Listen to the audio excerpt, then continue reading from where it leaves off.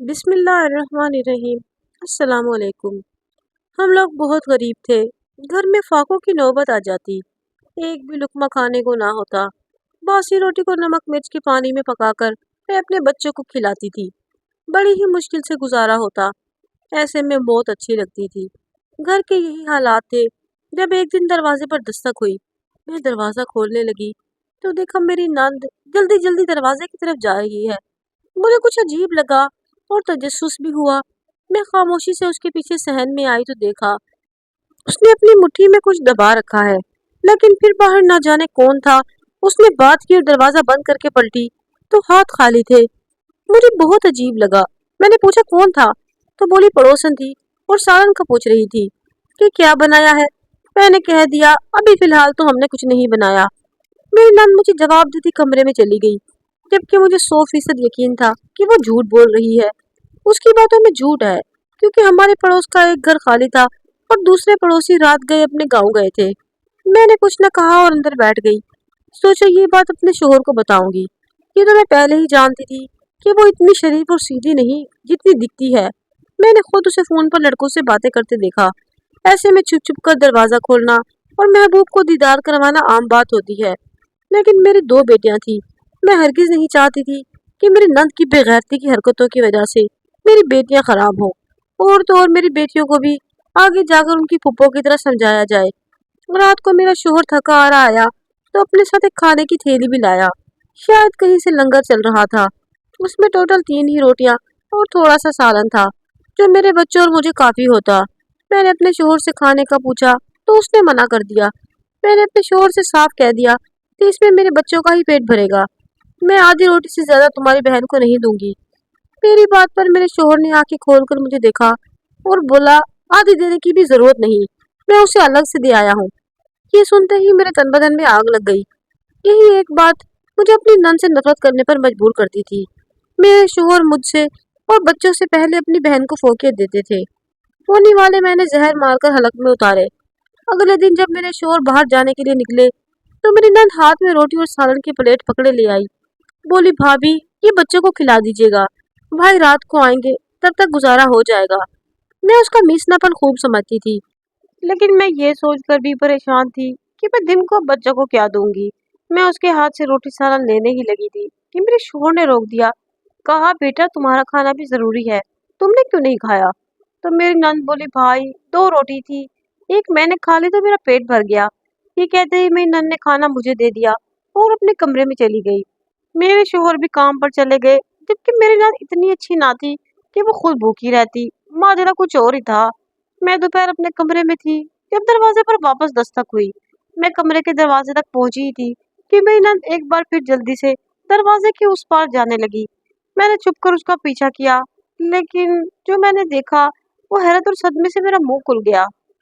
باہر ایک بوڑھی فقیرنی تھی جس کو میری نند نے 500 کا نوٹ دیا۔ میں حیران رہ گئی اور بے یقینی سے آنکھیں مسلنے لگی۔ بھلا میری نند کے پاس اتنے کڑک حالات میں 500 روپے کہاں سے آئے؟ اور پھر یہ تو روز ہی ہونے لگا، گھر میں کھانے کو کھانا نہ ہوتا لیکن میری نند روز فقیرنی کو 500 روپے دے دیتی۔ اور ایک اور چیز بھی بہت عجیب تھی، اس کا ذکر میں نے اپنے شوہر سے بھی کیا۔ جب وہ چھت پر جاتی تو گھنٹوں چھت پر گزارتی اور کڑکتی دھوپ میں بیٹھی رہتی۔ شام ہونے پر جیسے ہی ہم اوپر جاتے تو نیچے اتر آتی۔ بھلا چھت پر ایسا کیا تھا کہ وہ شدید گرمی میں دھوپ میں بیٹھتی تھی؟ میرے شوہر نے ایک بار میری نند سے پوچھا تو اس نے ٹال مٹول کر دیا، اور میرے شوہر کو بھی کچھ غلط نہ لگا، لیکن بہت کچھ غلط ہو رہا تھا۔ اس کا اندازہ مجھے بخوبی تھا، کیونکہ کل سے میں نے دیکھا کہ میری نند بڑی سی چادر اوڑھ کر جاتی ہے اور اپنے ساتھ بھی کچھ لے کر جاتی ہے، لیکن جب وہ واپس آتی ہے تو چادر اس کے ہاتھ میں ہوتی ہے۔ اب پانی سر سے اوپر جا رہا تھا۔ مجھے اس کا کھلا چھٹا کھول کر شوہر کے سامنے رکھنا تھا۔ اگلے روز جب میری نند چھت پر گئی تو میں پیچھے سے اس کے کمرے میں آئی، اس کے کمرے کی تلاشی لینے لگی۔ میں نے اس کے کمرے کا چپا چپا چھاننا شروع کیا۔ میں نے کچھ سوچتے الماری کھسکا کر دیکھا تو میری چیخ نکل گئی، کیونکہ میری نند کی تو میرا نام روبینہ ہے اور میں نوریہ آباد میں رہتی ہوں۔ میرے شوہر کا نام بابر ہے۔ میرے 3 بچے ہیں، 2 بیٹیاں اور 1 بیٹا۔ بیٹیاں جڑواں ہیں اور دونوں 3 سال کی ہیں اور بیٹا 2 سال کا۔ میری عمر 23 سال ہے۔ میری شادی بہت چھوٹی عمر میں ہو گئی تھی۔ میں بہت خوبصورت ہوں، लेकिन मेरी शादी मुझसे 8 साल बड़े आदमी से हुई, जो मुझसे शक्ल सूरत में भी बहुत कम था और तालीम भी सिफर थी। ना ही नौकरी अच्छी थी। वो एक सेल्समैन था और घर भी किराए का था। मेरी मामी ने मेरी शादी जानबूझकर ऐसे इंसान से की। जब मैं 5वीं क्लास में पढ़ती थी, तो मेरे माँ बाप का इंतकाल हो गया। उसके बाद मामू ने सर पर हाथ रखा, लेकिन खर्चा बढ़ने की वजह से मेरी तालीम छुड़वा दी। उससे बस ना हुआ, क्योंकि उन्हें मेरी 2 वक्त की रोटी खिल रही थी। मामी ने मुलाजमा को निकाल दिया, क्योंकि उन्हें मेरे रूप में नई मुलाजमा जो मिल गई थी। वो मुझसे दिन भर काम करवाती और रोटी खिलाने के ताने देती। उनका एक बेटा मुझसे मोहब्बत करता था। मैं भी उससे मोहब्बत करती, लेकिन एक छोटे भाई की हैसियत से। लेकिन उसके दिल में शायद कुछ और था। वो मुझे बहन नहीं समझता था। भला उम्र के फर्क को भुलाए, वो मुझसे शादी करना चाहता था। वो सिर्फ 17 साल का था। उसने घर में शादी का शोर मचाया कि वो मुझसे शादी करना चाहता है। मैं बहुत ज्यादा शर्मिंदा हुई और उसे मनाने की हर मुमकिन कोशिश की, पर वो ना माना और यही कहता रहा कि मैं आपसे मोहब्बत करता हूँ। मामी, जो मुझसे पहले ही खार खाती थी, मुझसे मजीद नफरत करने लगी।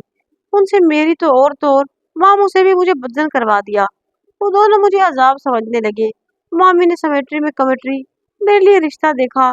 आगे पीछे तो कोई था नहीं, इसलिए जैसा तैसा रिश्ता मिला, वो मेरे लिए बस मुनासिब लगा। उसी से मेरी शादी करवा दी। मैं बहुत रोई, बहुत मातम किया, पर मामू भी अपने बेटे की वजह से शायद मुझसे जान छुड़वाना चाहते थे, इसलिए उन्होंने भी मेरी शादी के लिए हाँ कर दी और मेरी शादी बाबर से हो गई। बाबर की सिर्फ एक छोटी बहन थी, जो मुझसे 3 साल बड़ी थी, लेकिन फिर भी रिश्ते में मुझसे छोटी थी। वो काम काज में मेरी मदद भी करवाती और अच्छे से रहती थी। गुर्बत में भी मुझे वहां रहने में मजा आने लगा। बाबर मुझसे बहुत मोहब्बत करने लगे। वो मुझसे उम्र में बड़े थे और गरीब भी।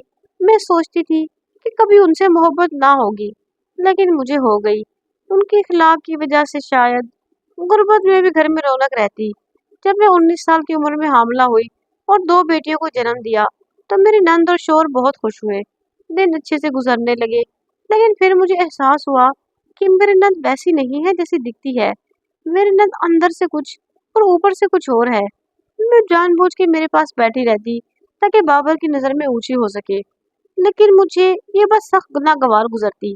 जब बाबर मुझे अपनी औलाद से ज्यादा अहमियत उसे देते, मैं अंदर ही अंदर बर्दाश्त करती रहती। फिर मैं एक बार हामला हो गई और फिर बेटा हुआ। अब मैं सोच रही थी कि मेरी उम्र तो 23 साल है और मेरी नंद मुझसे 3 साल बड़ी है। अब तक कुंवारी है, उसकी भी शादी हो जानी चाहिए। मैं अपने शोहर से इस मुतालिक बात करती, तो मेरे शोहर टाल देते। बस इतना ही कहते, मैं रिश्ता ढूंढ रहा हूँ, कहीं ना कहीं हो जाएगी। यही सुनते सुनते 2 साल गुजर गए, पर मेरे शोहर ने मेरी नंद का रिश्ता न ढूंढा। फिर मैंने खुद ही अपनी नंद का रिश्ता ढूंढना शुरू किया। उसकी उम्र ज्यादा थी, इसलिए रिश्ता मिलने में मुश्किल हो रही थी, लेकिन फिर भी 3-4 महीने की मेहनत के बाद 3-4 रिश्ते तलाश कर लिए। शोहर के सामने रखे तो उसने टालना चाहा, पर मैं न टली और उसे एहसास दिलाया कि बहन का फर्ज है। कुछ सोचते इन चारों में से एक रिश्ता मेरे शोहर ने पसंद कर लिया, और जब नंद से मशवरा किया तो उसने साफ इनकार कर दिया कि वो शादी ही नहीं करना चाहती। मैंने और बाबर ने बात की, वो तब भी न मानी। मजबूरन हमने उसके उसके हाल पे छोड़ दिया। मैंने अक्सर नोट किया कि जब मैं कमरे में होती तो मेरी नंद पूरा वक्त किसी से फोन पर गुफ्तगू करती रहती है। जब मैं सामने आती तो फोन को हाथ भी न लगाती। मुझे शक होने लगा कि मेरी नंद किसी से फोन पर बात करती है। एक दिन मैंने चुपके से उसको फोन को चेक करना चाहा, तो फोन लॉक था। मैंने फोन वापस रख दिया। फिर मेरी नंद रोज दोपहर छत पर कुछ लेकर जाती और फिर शाम में लौटती। मैंने ये बात अपने शोहर को बताई, पर वो तो बहन से आंखें बंद किए ऐसे लापरवाह था, उसे कोई परवाह ही ना हो। मैंने उसे अपने हाल पर छोड़ दिया कि जो भी करे मुझे क्या। लेकिन फिर अचानक मेरे शोहर की नौकरी छूट गई और घर में फाकों की नौबत आ गई।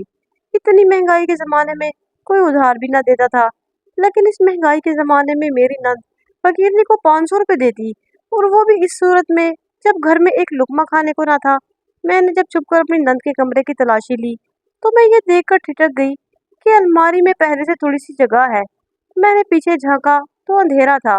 मोबाइल की टार्च मारी तो पीछे एक स्याह थैली नजर आई। मैं चौंक गई और वो थैली बाहर निकाली। खोल कर देखा तो दंग रह गई, क्योंकि उसमें बहुत सारे पैसे थे। मेरा दिमाग भग से उड़ गया। जहन में बहुत सारे सवाल आने लगे। पहला सवाल तो यही था कि मेरी नंद के पास इतने पैसे आए कहाँ से, और दूसरा ये कि उसने हमें इन पैसों के बारे में क्यों ना बताया। मुझे अपनी नंद पर बहुत गुस्सा आया। इतने पैसे रखकर वो अपने भाई को यूं जलील करवा रही थी कि वो लंगर से खाना ला रहे थे। किस कदर घुन्नी और मीसनी है, बहुत ही मतलबी औरत है। मैंने वो थैली ली और अपने कमरे में आ गई। मैंने सोचा वो थैली अपने शोहर को दूंगी, लेकिन फिर ख्याल आया कि बहन की मोहब्बत की पट्टी ऐसी बंधी है, वो कभी यकीन नहीं करेंगे। इसलिए कुछ सोचते हुए वो थैली छुपा ली और इंतजार करने लगी कि कब नंद थैली को ढूंढते हुए खुद अपना भांडा फोड़े। मेरा शोहर रात को आया तो बताया कि नौकरी लग गई है। मैं बहुत खुश हुई, जबकि मेरी नंद बहुत दुखी सी थी। सब सुनने के बाद भी कि भाई की नौकरी लग गई है, वो खुशी ना हुई, बल्कि बहुत परेशान थी। और मैं उसकी परेशानी की वजह जानती थी। मैं जानती थी अब ये सब 2-3 दिन का खेल है, फिर मेरी नंद की असलियत खुद सामने आएगी। लेकिन अगले दिन मेरी नंद दोस्त के घर जाने का बोलकर घर से चली गई और शाम को लौटी। मेरे शोहर को भी फिक्र हुई, शायद इसलिए मुझसे पूछने लगे।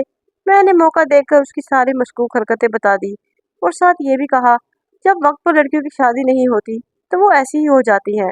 मैं जो इरादा कर रही थी कि पैसों का भी बताऊंगी, अपने शोहर की डांट सुनकर इरादा बदल दिया। उन्होंने मुझे डांट दिया और कहा, मेरी बहन के मुतालिक फजूल गोई मत करो। मुझे बड़ा गुस्सा आया और मैं जब्त कर गई।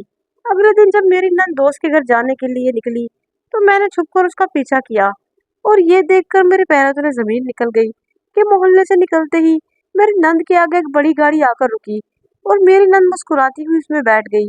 शाम घर आई तो मैंने उसे सरता पैर देखा। वो बहुत थकी हुई लग रही थी।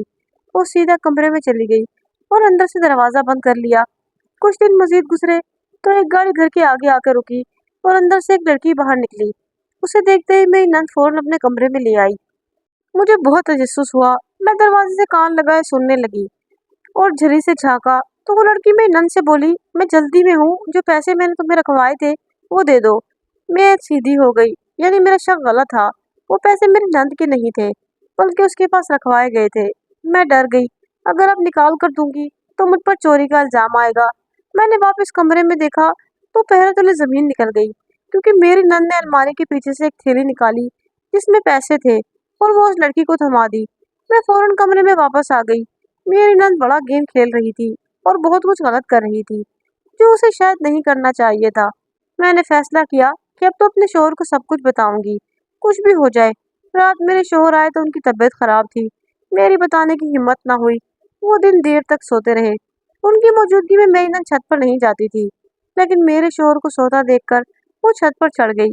जब मेरे शोहर सोकर उठे तो उसकी तबीयत काफी बेहतर थी, इसलिए मैंने रोते हुए उन्हें सब कुछ बता दिया कि मेरी नंद क्या कर रही है। साथ ही वो पैसे मेरे शोहर जो निकाल कर दिए, तो मेरे शोहर भी सकते में आकर सदमे की कैफियत से मुझे देखने लगे। जब मैंने उन्हें बताया कि वो गाड़ी में बैठकर किसी के साथ जाती है, तो मेरे शोहर का गुस्से से चेहरा लाल हो गया। उन्होंने गुस्से से पूछा, नाजिश कहाँ है? तो मैंने बताया वो रोज की तरह छत पर है। मेरे शोहर गुस्से से छत पर गए, लेकिन वहां जाकर लड़खड़ा गए, क्योंकि मेरी नंद छत पर थी ही नहीं। मेरे शोहर बेचैनी से उसका इंतजार कर रहे थे। उनके चेहरे पर एक रंग आ रहा था और एक जा रहा था। आंखों से पट्टी उतरी थी। नंद का एतबार था। पूरे 2 घंटे बाद मेरी नंद छत की सीढ़ियों से ही नीचे उतरने लगी तो मैं चौंक गई, जबकि मेरी नंद भी हमें यूं देखती ठिठक गई और खामोशी से उतरकर नीचे आई। मुस्कुराकर मेरे शोहर को सलाम किया, लेकिन सलाम के जवाब में अगले ही लम्हे मेरे शोहर ने उसके मुंह पर थप्पड़ दे मारा। मैं भी डर कर पीछे हट गई और मेरी नंद डर गई। जब मेरे शोहर ने एक और थप्पड़ मारने के लिए हाथ उठाया तो मैं डर कर दरमियान में आ गई और रोने लगी, जबकि मेरी नंद अभी तक पहले थप्पड़ की वजह से बेयकीन थी। मेरे शोहर ने मुझे पीछे किया और टेबल से पैसे उठाकर मेरी नंद के सामने फेंके। कहाँ से आए हैं ये? किसने दिए हैं? पैसों को देखते ही मेरी नंद की नजरें साकत हो गई। मेरे शोहर ने फिर पूछा, बताओ पैसे कहाँ से आए हैं? और तुम छत पर जाने के बहाने पूरी दोपहर कहाँ गुजार कर आती हो? किस लड़के के साथ गाड़ी में जाती हो? वो इतना ही बोले कि मेरी नंद चीख पड़ी और बोली, कोई भी घटिया इल्जाम लगाने से पहले मुझे जान से मार दीजिए। मेरे शोहर एकदम रुक गए, जबकि मेरी नंद बोली, ये सब जो मैं कर रही हूँ उसकी जिम्मेदार आप हैं और आपकी झूठी इज्जत और गैरत है। आपको भीख मांग कर और लंगर खाकर गुजारा करना गवारा है, पर बहन की कमाई नहीं खा सकते।